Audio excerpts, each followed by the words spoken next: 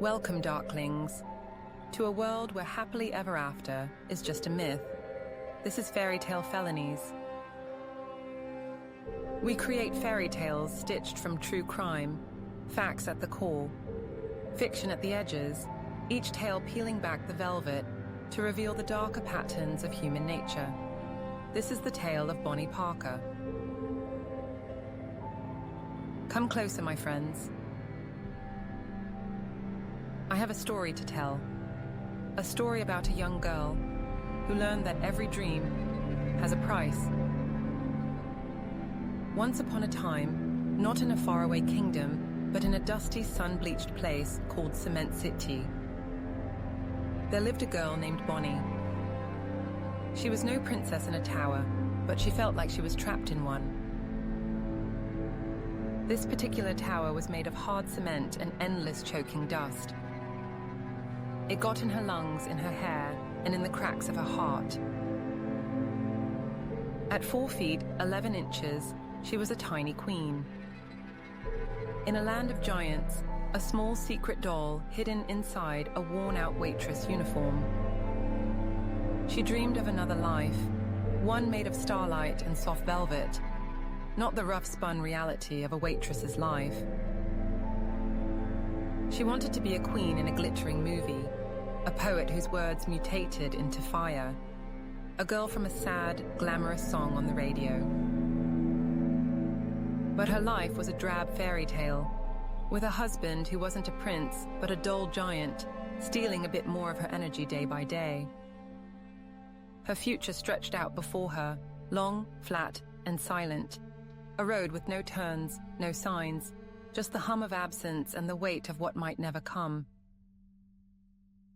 Her left hand always wore the ghost of a wedding ring, a relic from a rushed "I do" to Roy Thornton just before her 16th birthday. The promise had cracked long ago, dry as bone and just as hollow, its pieces scattered like dead leaves, too fragile to mourn. She never bothered to take it off, even after he was gone. One day, the door to her quiet world creaked open, and through it stepped not a prince, but a storm in human skin, dangerous, dazzling, and destined to ruin her beautifully. He was a boy named Clyde. He wasn't a hero from a storybook. He had eyes like obsidian chips and a twisted smile that promised both heaven and hell. He smelled of gasoline and something wild, something untamed. In the air between them, a string of electricity sang, a dangerous, thrilling lullaby. It was a secret melody, only they could hear. He looked at her and saw not a waitress with a dusty past, but a queen in a diamond-studded crown. He said her name, and it sounded like the title of a myth, a legend yet to be written. She, the honor student from West Dallas, the girl who wrote poems in her school notebooks, saw in him the raw adventure her heart had always craved. Their world became a new kind of kingdom, ruled by a runaway rhythm on the road. The Ford V8 was their enchanted chariot, a fortress of steel and chrome, the death car. Every stop was a stage, every theft a performance. Gas stations, grocery stores, banks, dusty altars for their doomed duet, choreographed in longing and loaded guns. They didn't just steal money, they stole breath, time, and the innocence of small towns. They were doomed darlings, stitched from longing and recklessness, a sepia-toned fairy tale with no happy ending. Their home was not a castle, but a series of backroads and forgotten fields. Their days bled together in a haze of neon diners and sunburnt highways, always one step ahead of the law's snarling breath. Love was their only compass, and ruin their shadow. He taught her how to hold a gun, turning it into a wand in her delicate hands. She showed him a world of poetry, and words he had never known existed. Dust-drenched and doomed, they wandered through a dying fairy tale. Bonnie's lips bloomed like bruises. Clyde's belt held death like a promise. The headlines called her a monster, but she was just a cigarette girl. Red-lipped, ash-fingered, and chasing love through gunfire. It was a pose, a flicker of theater for a camera, a whispered joke between them. Bonnie became a scribe, writing her poems on crumpled paper, turning their desperate saga into a heroic epic. Her words were a shield, protecting their love from the harsh reality of their inevitable demise. She wrote of their love as a saga of blood and poetry, an unbreakable spell whispered from coast to coast.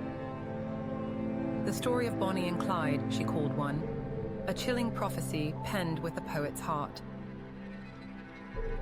The world adored their ruin, made shrines from their sins, but the monument was no altar. It was a cage, heavy with stone, slick with shame, and too quiet to be holy. It was all neon and gunpowder, kisses and chaos, a beautiful, dangerous dream that burned too bright to last. A year before the end, a terrible car crash had left her leg badly burned by battery acid. The wound never truly healed, making every step a painful reminder of their precarious existence. She limped, sometimes had to be carried, a broken little bird in a steel cage, but her gait now matched Clyde's jailhouse limp. The law became a relentless dragon, chasing them down every dirt road. It found them in every state and every town, its breath hot and heavy on their necks. The happy parts of their story began to fade into a blur of exhaustion, pain, and fear. The unwritten rules of the fairy tale began to assert themselves. Every hero must face a final challenge, and every quest has a troll blocking their path. They were the king and queen of a fragile, stolen kingdom, but the walls were closing in. They knew, in the quiet spaces between gunshots and tire squeals, that their story had a tragic ending. There was no magic left to save them. No fairy godmother, no heroic knight. The roads were empty, the headlines cruel, and the dust never settled. They only had each other. Their end came with a flash of noise, not a slow fade. The road shimmered. 6 men designated to be their executioners hid in the trees. The sunlight turned to broken glass. Their eyes met, his searching, her steady, and in that suspended breath between heartbeats, their separate deliriums fused into a single, burning vision. Underneath the weight of the world, they held on to each other, tight and desperate. They had one last hope that their love could defy the very laws of fate. 130 bullets screamed at them, fierce and merciless. Bonnie's heart raced, not just from fear, but from the undying belief that even within the chaos, they could still write their own ending. One woven from stolen moments and the unbreakable bond they had forged on the road. The air crackled with tension as they clung to the remnants of their fairy tale. Knowing this was the end of the road they'd traveled together, but unwilling to let go just yet. In their final moments, enveloped in their love and the haunting truth of their existence, they knew they had lived fiercely, even if only for a fleeting moment in time. Time stretched like the horizon before Bonnie. A blurred line between the life she had known and the silence that awaited. Her eyes shimmered with unshed tears, reflecting the sun's last golden rays. Each droplet fell like a vow, proof of the love they shaped from silence and ruin, fragile and fierce as glass. The bullets riddled their bodies, and their last desperate kiss was matched by the kiss of death. Their ending wasn't quiet. It was a crescendo, a love song shattered by bullets fast as fate and forever as legend. The world caught up, the dust settled, and the sad, glamorous song on the radio finally came to a stop. Bonnie died, unhappily ever after.